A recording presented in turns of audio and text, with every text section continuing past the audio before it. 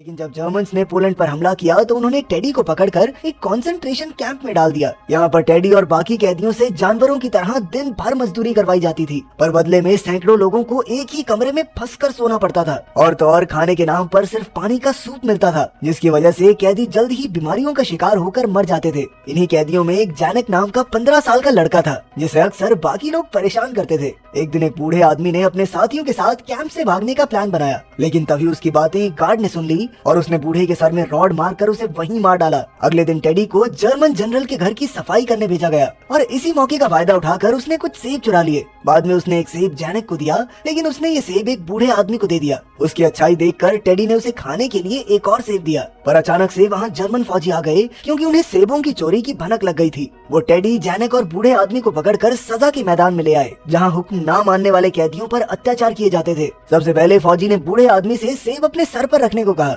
लेकिन सेब पर निशाना लगाने की बजाय उसने बूढ़े आदमी के सर में गोली दागकर उसे वहीं मार डाला। इसके बाद फौजी ने टेडी को सर पर सेब रखने को कहा, लेकिन टेडी चुपचाप खड़ा उस सेब को खाने लगा। टेडी की हिम्मत देखकर वो फौजी भी उससे काफी इम्प्रेस हो गया और उसने टेडी की जान बख्श दी, लेकिन उसने जैनक को पकड़कर उसे कड़ी सजा देने का फैसला किया। ये सब टेडी की आंखों के सामने हो रहा था, जिससे टेडी को बहुत बुरा लगा, लेकिन वो इस बारे में कुछ कर भी नहीं सकता था। रात को टेडी को अपनी हरकत पर इतना पछतावा हुआ कि उसे पूरी रात नींद ही नहीं आई। उधर फौजियों ने कई कैदियों और बच्चों को एक गैस चेंबर में बंद कर दिया। इसके बाद उस चेंबर में जानलेवा गैस छोड़ दी गई, जिससे वहाँ मौजूद सभी मासूम घुट घुट कर मारे गए। जैसे जैसे दिन बीते वैसे ही कैदियों पर अत्याचार बढ़ने लगे। उन्हें सुबह होने से पहले ही मजदूरी पर भेज दिया जाता और खाने के लिए पहले से भी कम खाना मिलता। एक दिन एक फौजी ने जमीन पर रोटी का टुकड़ा फेंका और कई कैदी तुरंत उस पर झपट पड़े। ये देखकर फौजी को बहुत मजा आया और फिर उसे एक तरकीब सूझी। उसने 2 कैदियों को बुलाकर एक दूसरे को थप्पड़ मारने को कहा और जो जीता उसे इनाम में एक रोटी देने का वादा किया।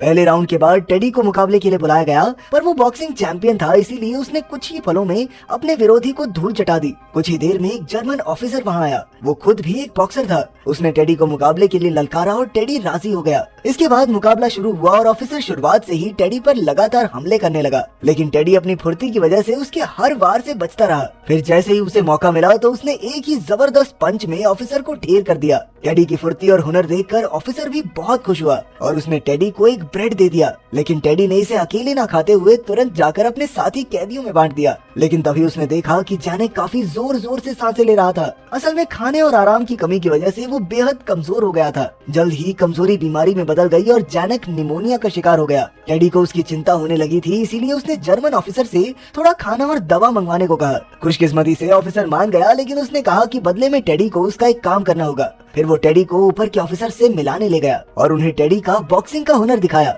असल में ऑफिसर चाहता था कि कैंप के बाकी फाइटर्स के साथ टेडी के बॉक्सिंग मुकाबले करवाए जाएं, ताकि वहाँ पर थोड़ा एंटरटेनमेंट हो सके। पहले तो बड़े ऑफिसर्स को लगा कि ये पतला सा आदमी कहाँ किसी के सामने टिक पाएगा, लेकिन जब ऑफिसर ने उनसे खास दरख्वास्त की तो वो टेडी को एक मौका देने को राजी हो गए। इसके बाद कैंप में पहला बॉक्सिंग मैच हुआ, जहां टेडी को एक और फाइटर से लड़ना था। पहले राउंड में तो फाइटर ने टेडी पर दबाव बनाए रखा, लेकिन दूसरे राउंड में टेडी ने उसकी जमकर धुलाई की। उसकी फाइटिंग देखकर सभी जर्मन ऑफिसर्स खुश हो गए और वहां मौजूद जर्मन जनरल के बेटे रूडी को टेडी बहुत पसंद आया। इनाम के तौर पर टेडी को ज्यादा खाना और पानी मिला और उसे घोड़ों का तबेला संभालने की जिम्मेदारी दे दी गई। फिर रात को टेडी क्लिनिक में अपने जख्मों पर पट्टी कराने गया। पट्टी के बाद टेडी ने झिझकते हुए नर्स से निमोनिया की दवा मांगी। वो नर्स बहुत दयालु थी, इसीलिए उसने टेडी को कुछ दवाइयाँ दे दी। इसके बाद टेडी फटाफट बीमारों के कमरे में पहुंचा, जहां कई कैदी मरने की हालत में थे। खैर टेडी ने जैनक को दवाई दी और बाकी दवाइयाँ वहाँ की नर्स को देकर लौट आया। अब तबेले में टेडी को थोड़ा खाली समय भी मिल जाता था, इसीलिए उसने बॉक्सिंग की प्रैक्टिस शुरू कर दी थी।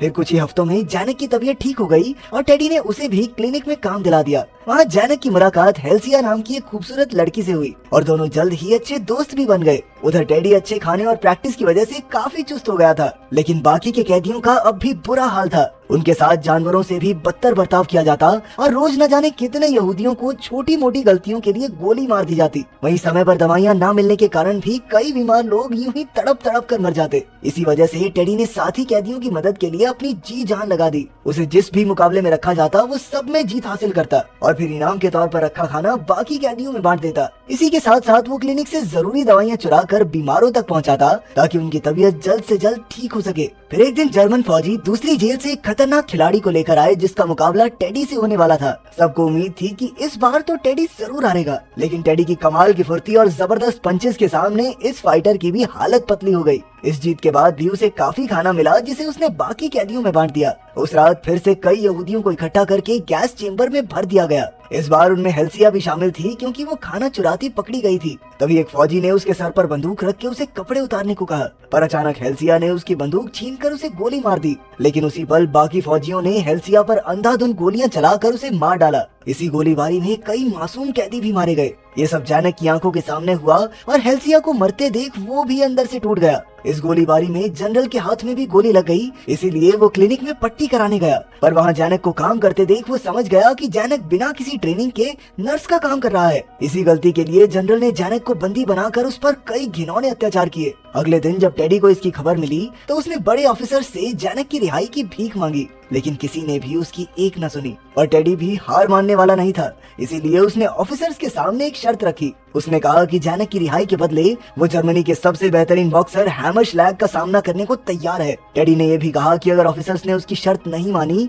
तो आज के बाद वो किसी मैच में हिस्सा नहीं लेगा। खैर थोड़ा सोचने के बाद ऑफिसर्स ने उसकी शर्त मान ली, पर सच तो ये था कि उन्होंने पहले ही एक प्लान बना लिया जिससे टेडी ये मैच जीत ही न सके। शाम को मुकाबले का वक्त हो गया और दोनों बॉक्सर्स एकदम तैयार थे। जैसे ही मैच शुरू हुआ तो हैमरश्लैग एक के बाद एक जोरदार वार करके टेडी पर भारी पड़ने लगा। जल्द ही हैमरश्लैग पहला राउंड जीत गया, लेकिन दूसरे राउंड में टेडी ने भी उसकी जमकर धुलाई की। अपने फाइटर को पिटता देख ऑफिसर्स ने तुरंत रेफरी को इशारा करके ब्रेक का ऐलान करवा दिया। इसके बाद उन्होंने बड़ी चालाकी से टेडी को एक खास पानी पिला दिया और फिर तीसरे राउंड की शुरुआत हुई। इस पानी ने जल्द ही अपना असर दिखाया, जिससे टेडी को सब कुछ धुंधला दिखने लगा। इसी मौके का फायदा उठाकर हैमरश्लैग ने उस पर एक जोरदार वार करके उसे पस्त कर दिया। तभी जर्मन ऑफिसर्स ने हैमरश्लैग को विजेता घोषित कर दिया, लेकिन कुछ ही पलों में टेडी फिर उठ खड़ा हुआ और उसने मुकाबला जारी रखने की मांग की। पर तब फौजियों ने जैनक को घसीटकर टेडी के सामने पटक दिया। जैनक बहुत बुरी तरह जख्मी था। फिर ऑफिसर्स ने टेडी को जैनक से लड़ने का हुक्म दिया। साथ ही ये भी था कि अगर उसने इनकार किया तो वो जैनक को उसी पल गोली मार देंगे।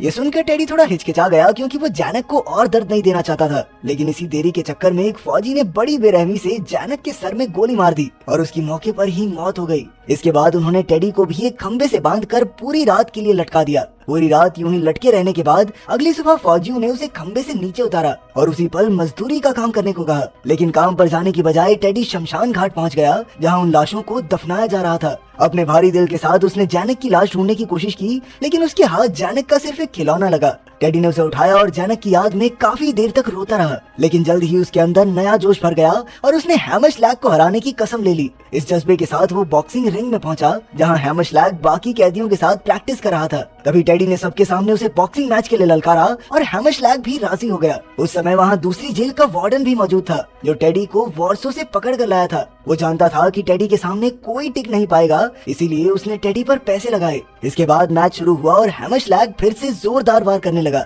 लेकिन टेडी अपनी फुर्ती और तेजी से उनसे बचता रहा। अब तक उसके चेहरे पर खून पूरी तरह से रम चुका था, लेकिन फिर भी वो मुस्कुराता रहा। फिर जैसे ही उसे मौका मिला उसने एक के बाद एक जबरदस्त वार करके हैमरश्लैग की सिट्टी पिट्टी गुम कर दी। आखिरकार टेडी की जीत हुई और तभी चारों ओर से कैदी उसकी जय जयकार करने लगे। उसकी काबिलियत से खुश होकर दूसरे जेल के वार्डन ने जनरल से बात करके टेडी को अपनी जेल में बुला लिया। इसके बाद भी टेडी बॉक्सिंग का मुकाबला लड़ता रहा और कई साल बाद एलीट फोर्सेस ने जर्मन्स को हटाकर उसे रिहा किया। बाद में जब टेडी अपने घर लौटा तो वहाँ वो छोटे बच्चों को बॉक्सिंग की ट्रेनिंग देने लगा।